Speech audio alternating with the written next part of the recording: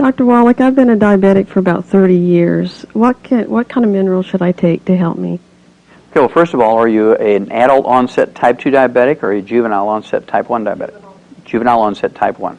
You are insulin dependent because the definition of a juvenile onset type 1 diabetic is that you do not make any insulin, and so you will never be able to wean off of insulin. You will always have to take some insulin. But there are two trace minerals, chromium and vanadium, that will make the insulin that you supplement yourself with very efficient. And most people who are juvenile onset type 1 diabetics are able to reduce the amount of insulin they require to stabilize their blood sugar by supplementing with the chromium and vanadium. Normally, a person learns how to adjust their insulin by taking their blood sugar once or twice or 3 times a day. And so you're taught how to adjust your insulin intake. And just by following what you've been taught, as you supplement with this plant-derived colloidal and the chelated chromium and vanadium, you will be able to get down to a new dosage of your insulin.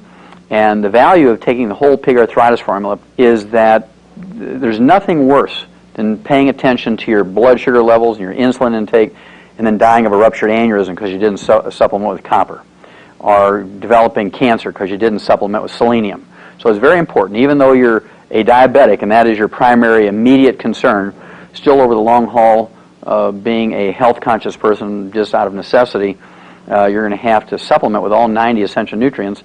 And the odds are, even though you're a juvenile onset type 1 diabetic, you have every honest expectation of living to be 100 symptom-free if you do everything right.